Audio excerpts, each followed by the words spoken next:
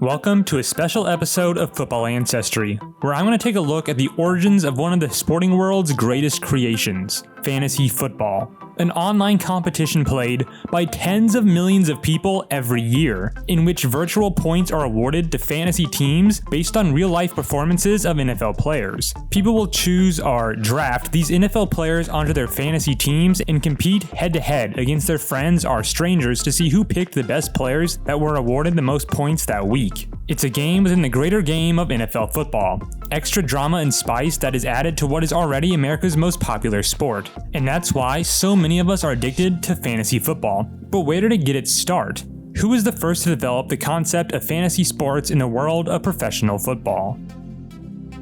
Well, its origins date all the way back to the early 1960s, where in a New York City hotel room, minority Raiders owner Bill Winkenbach, Raiders public relations employee Bill Tunnell, and reporter Scotty Sterling hatched the basic groundwork for what would become modern fantasy football. Their league would be called the Greater Oakland Professional Pigskin Prognosticators League. Man, could they have thought of a longer name to use? We'll call it GOPPPL for short, which is still a mouthful. Anyways, back to my point. The GOPPPL would officially be the first fantasy football league in NFL history. The original rules called for a roster of 2 quarterbacks, 4 running backs, 2 fullbacks, 4 wide receivers or tight ends, they were a combined category, 2 kick returners, 2 kickers, 2 defensive backs or linebackers, and 2 defensive linemen. Shout out to the defensive and special teams love. And their scoring system would be totally reliant on real-life scoring, as opposed to getting points for yards or stats. An offensive touchdown would be worth 25 points, a field goal would also insanely be worth 25 points, an extra point would be worth just 10 points, and a kick return or defensive touchdown would be worth a crazy 200 points. And with the guidelines and rules set now, in August of 1963, at the home of Bill Winkenbach, the first ever fantasy draft would take place. Over 50 years later, and the GOPPPL still plays with the same scoring system they always have. During a 2015 interview, 91-year-old Fred Thompson, a member from the early beginnings of the league, shared a quote from the father of fantasy football himself, Bill Winkenbach, who said, quote, "This thing will never catch on." And boy, was he wrong.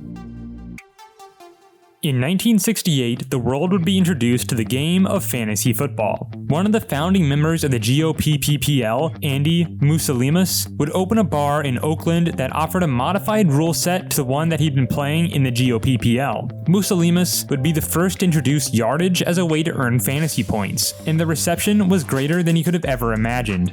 Keep in mind, this was at a time before computers, so Mousalimas had to call local newspapers in the early morning hours and get verified yards and statistics from the previous day's games, so that he could update his game boards before the lunch crowd showed up. And people were hungry for more. It got to the point where it was just so busy that waiting lists had to be created just to join his games, and the bars from across the country were calling Mousalimas for details on how to set up their own games. From there, fantasy football began to take a life of its own, spreading by word of mouth by its loyal following. Leagues began to pop up across the country throughout the 1970s and 1980s, including some of the longest continuous running fantasy leagues in history, in places such as Cleveland, Ohio, and Atlanta, Georgia. But by the late 80s and early 90s, fantasy football began to hit national platforms and gain authenticity. In 1987, Fantasy Football Index became the first national magazine focused on purely fantasy football. In 1990, newspapers including the Arizona Republic, Detroit Free Press, Los Angeles Times, and Miami Herald offered a fantasy competition known as Pigskin Playoff, in which readers would call into a toll-free number and hit 4-digit codes for players they wanted to draft for that week's competition. However, in 1997, fantasy football would start to grow at a fever pitch due to the launch of CBS's online fantasy football leagues. The big difference? A combination of more widely available internet access from the public and the nationwide credibility of CBS. Other websites began to follow suit, one notable one being Yahoo, who was the first of the major websites to provide fantasy football for free.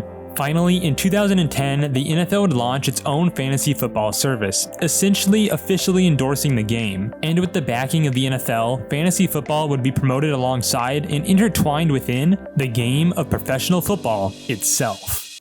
With the internet being a staple of our modern society and the ease of online leagues and apps to explode in popularity, it's safe to say fantasy football isn't going anywhere. Who would have guessed, back in that New York City hotel room in 1963, that a silly game created by some bored dudes in a room would go on to be what it is today? Now, if you've watched this all the way to the end, I greatly appreciate it, and that also means you probably like fantasy football. So maybe this upcoming NFL season we can start a football ancestry community fantasy league, where you and other subscribers alongside myself compete against one another and put our fantasy skills to the test. If that's something that might interest you, let me know in the comments below. And if enough people seem interested, then possibly we can look into that into the future. So thanks again, and if you found this video enjoyable, please give the video a like, and if you want more content like this, please subscribe to join our growing community. Thank you so much for watching, and I'll see you in the next one.